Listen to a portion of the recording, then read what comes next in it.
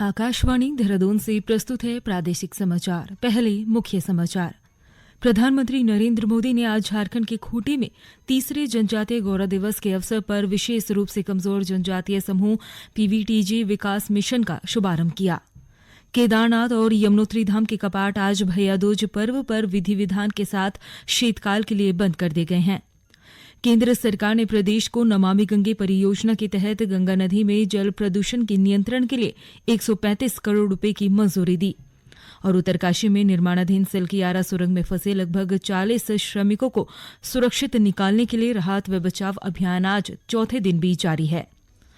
नमस्कार, दोपहर समाचारों के साथ मैं प्रियंका मलिक और अब समाचार विस्तार से। प्रधानमंत्री नरेंद्र मोदी ने आज झारखंड के खूंटी जिले में तीसरे जनजातीय गौरव दिवस के अवसर पर विशेष रूप से कमजोर जनजातीय समूह पीवीटीजी विकास मिशन का शुभारंभ किया।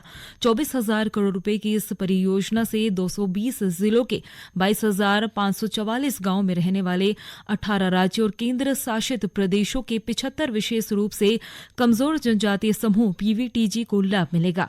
प्रधानमंत्री प्रमुख सरकारी योजनाओं पर अमल सुनिश्चित करने के लिए विकसित भारत संकल्प यात्रा को हरी झंडी दिखाकर रवाना किया गया। इस यात्रा का उद्देश्य स्वच्छता सुविधाएं, आवश्यक वित्तीय सेवाएं, बिजली कनेक्शन, लोगों तक एलपीजी सिलेंडर की पहुंच, गरीबों के लिए आवास, खाद्य सुरक्षा, उचित पोषण, विश्वसनीय स्वास्थ्य देखभाल जैसी कल्याणकारी योजनाओं का लाभ प्रदान करने के लिए लोगों तक पहुंचाना और जागरूकता पैदा करना है। ये यात्रा अगले वर्ष 25 जनवरी तक प्रदेश भर के अधिकांश जिलों तक पहुंचेगी, जिससे इन योजनाओं का लाभ सभी लाभार्थियों तक पहुंच सके। उत्तराखंड के विश्व प्रसिद्ध केदारनाथ और यमुनोत्री धाम के कपाट आज भैया दूज के पावन पर्व पर वैदिक मंत्रोच्चार और विधि विधान के साथ शीतकाल के लिए बंद कर दिए गए हैं। रुद्रप्रयाग जिले में स्थित केदारनाथ धाम के कपाट आज सुबह 8:30 बजे शीतकाल के लिए बंद कर दिए गए। इस अवसर पर सेना और आईटीबीपी सहित हजारों की संख्या में श्रद्धालु मौजूद रहे। कपाट बंद होने के बाद भगवान केदारनाथ की पंचमुखी टोली सेना के बैंड बाजों के साथ रवाना हुई, जो आज देर शाम तक रामपुर पहुंचे। ये चल विग्रह उत्सव डोली कल गुप्त काशी और 17 नवंबर को शीतकालीन पूजा स्थल ओंकारेश्वर मंदिर पहुंचेगी। आकाशवाणी से बातचीत में बद्रीनाथ केदारनाथ समिति के अध्यक्ष अजेंद्र अजय ने केदारनाथ धाम के कपाट होने की प्रक्रिया की जानकारी दी है। देखिए, आज वैदिक विधि विधान और परंपराओं के साथ बाबा केदार के गर्भगृह में पूजा अर्चना की गई और प्रातःकाल 4 बजे मंदिर के गर्भगृह की सफाई की गई, हवन इत्यादि किया गया। उसके पश्चात 5 बजे से समाधि पूजन हुआ और लगभग 1 घंटे तक समाधि पूजन का कार्यक्रम चला और करीब 8:30 बजे बाबा केदार के कपाट श्रद्धालुओं के लिए शीतकाल के लिए बंद कर दिए गए हैं। उधर उत्तरकाशी जिले में स्थित यमुनोत्री धाम के कपाट भी आज दोपहर 11:55 पर शीतकाल के लिए बंद कर दिए गए हैं। इस मौके पर मंदिर में बड़ी संख्या में श्रद्धालु मौजूद रहे। गौरतलब है कि इस साल 19,57,000 से ज्यादा श्रद्धालुओं ने भगवान केदारनाथ के दर्शन किए, जबकि 7,40,000 से ज्यादा तीर्थ यात्रियों ने यमुनोत्री धाम में पूजा अर्चना की है। पिथौरागढ़ जिले में काली और गौरी नदी के संगम पर जौलजीवी मेला शुरू हो गया है। मेले का शुभारंभ करते हुए मुख्यमंत्री पुष्कर सिंह धामी ने कहा कि यह ऐतिहासिक मेला भारत और नेपाल के बीच संस्कृति सभ्यता के साथ साथ व्यापारिक संबंधों को बढ़ाता है। लोक विरासत के संरक्षण पर जोर देते हुए श्री धामी ने कहा कि सांस्कृतिक मेला हमारे विलुप्त होती लोक विरासत को संरक्षण प्रदान कर रहा है और आने वाली पीढ़ी को लोक संस्कृति से परिचित कर रहा है। उन्होंने कहा कि इस तरह के मेलों के आयोजन से राज्य के कलाकारों को भी एक मंच प्राप्त होता है, उनकी कला को प्रोत्साहन मिलता है। इस अवसर पर मुख्यमंत्री ने मेले में कुमाऊं मंडल विकास निगम की ओर से काली नदी पर युवाओं के लिए आयोजित राफ्टिंग प्रशिक्षण कार्यक्रम और विभिन्न विभागों की ओर से लगाई गई विकास प्रदर्शनी का शुभारंभ किया।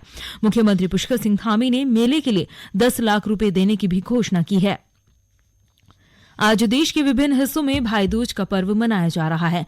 कार्तिक मास के शुक्ल पक्ष की द्वितीय तिथि को मनाए जाने वाले इस पर्व को यम द्वितीया भी कहते हैं। ये दीपावली के 2 दिन बाद आने वाला ऐसा पर्व है जो भाई के प्रति बहन के स्नेह को अभिव्यक्त करता है और बहनें अपने भाई की खुशहाली की कामना भी करती है। आकाशवाणी के देहरादून केंद्र से प्रसारित किए जा रहे हैं। ताजा समाचार के लिए आप हमारे फेसबुक पेज आकाशवाणी समाचार उत्तराखंड और ट्विटर हैंडल @AIRnews_DDN को फॉलो कर सकते हैं। ये समाचार यूट्यूब चैनल आकाशवाणी समाचार उत्तराखंड को सब्सक्राइब कर सुने जा सकते हैं। साथ ही ये समाचार आकाशवाणी की वेबसाइट www.newsonair.gov.in/उत्तराखंड पर भी उपलब्ध हैं। केंद्र सरकार ने प्रदेश को नमामि गंगे परियोजना के तहत गंगा नदी में जल प्रदूषण के नियंत्रण के लिए लगभग 135 करोड़ रुपए की मंजूरी दी है। इस धनराशि से कोटद्वार की खोह नदी में गिरने वाले 9 नालों को टैप किया जाएगा और 21 मिलियन लीटर प्रतिदिन सीवरेज शोधन संयंत्र का निर्माण किया जाएगा। परियोजना के निर्माण से खोह और रामगंगा नदी के पारिस्थितिकी तंत्र में सुधार होने के साथ ही गंगा नदी में दूषित जल का प्रवाह भी रुकेगा। मुख्यमंत्री पुष्कर सिंह धामी ने इस योजना की स्वीकृति के लिए केंद्र सरकार का आभार व्यक्त किया है। उत्तरकाशी में निर्माणाधीन सिल्कियारा सुरंग में फंसे लगभग 40 श्रमिकों को सुरक्षित निकालने के लिए राहत और बचाव अभियान आज चौथे दिन भी जारी है। सिल्कियारा टनल में चलाए जा रहे राहत और बचाव कार्य में ओगर मशीन पार्ट टूटने से रुकावट आई है। इस मशीन के जरिए सुरंग के अंदर 900 मिलीमीटर व्यास के पाइप डाले जा रहा था।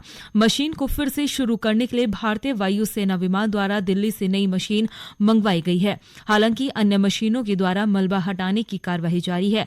प्राप्त जानकारी के अनुसार 2 हरक्यूलिस विमान से ओगर मशीन और उसके पार्ट्स को चिन्यालीसोड़ हवाई पट्टी पर उतारा जाएगा। गौरतलब है कि अभियान में विशेषज्ञों की टीम मौके पर लगातार काम कर रही है। गढ़वाल पुलिस महानिरीक्षक करण सिंह नगनियाल ने अपराधों के प्रति विशेष सतर्कता बरतने और समय से विधिक कार्रवाई करने के निर्देश दिए हैं। हरिद्वार में जिले के अधिकारियों के साथ आयोजित समीक्षा बैठक में उन्होंने अपराधों पर रोकथाम के लिए सघन चेकिंग अभियान चलाने और आवश्यक कार्रवाई करने को कहा। उन्होंने रात के समय में गश्त को बढ़ाने और अधिक सतर्कता बरतने के भी निर्देश दिए हैं। आईसीसी क्रिकेट विश्व कप में आज मुंबई के वानखेड़े स्टेडियम में पहले सेमीफाइनल में भारत का मुकाबला न्यूजीलैंड में होगा। ये दूसरी बार है जब दोनों टीमें विश्व कप सेमीफाइनल में आमने सामने होंगी। इससे पहले वानखेड़े स्टेडियम में इस टूर्नामेंट की शुरुआत में भारत ने श्रीलंका के खिलाफ 302 रन की शानदार जीत हासिल की थी। इस स्टेडियम में दोपहर में बल्लेबाजों के लिए पिच अनुकूल मानी जाती है। इस मैच में टॉस जीतना दोनों टीमों के लिए अहम होगा। दूसरे सेमीफाइनल में कल ऑस्ट्रेलिया की टीम का सामना कोलकाता के ईडन गार्डन्स में दक्षिण अफ्रीका से होगा। केंद्र सरकार ने प्रधानमंत्री किसान सम्मान योजना की 15वीं किश्त जारी कर दी है। 15वीं किस्त में 8 करोड़ से ज्यादा किसानों को 18,000 करोड़ रुपए से ज्यादा की धनराशि प्रदान की जाएगी।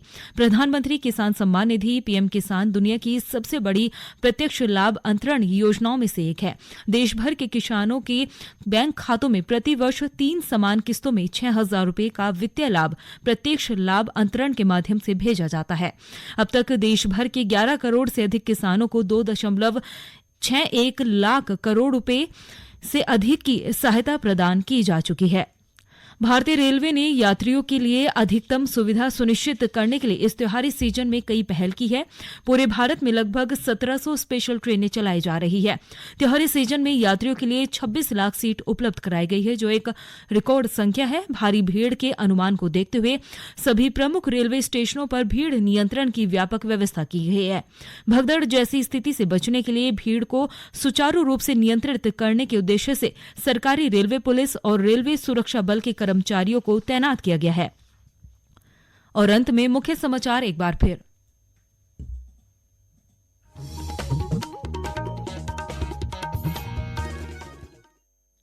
प्रधानमंत्री नरेंद्र मोदी ने आज झारखंड के खूंटी में तीसरे जनजातीय गौरव दिवस के अवसर पर विशेष रूप से कमजोर जनजातीय समूह पीवीटीजे विकास मिशन का शुभारंभ किया।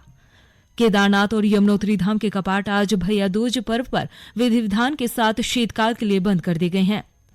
केंद्र सरकार ने प्रदेश को नमामि गंगे परियोजना के तहत गंगा नदी में जल प्रदूषण के नियंत्रण के लिए 135 करोड़ रुपए की मंजूरी दी। और उत्तरकाशी में निर्माणाधीन सिल्कियारा सुरंग में फंसे लगभग 40 श्रमिकों को सुरक्षित निकालने के लिए राहत व बचाव अभियान आज चौथे दिन भी जारी है। इसके साथ ही प्रादेशिक समाचार का बुलेटिन समाप्त हुआ। नमस्कार।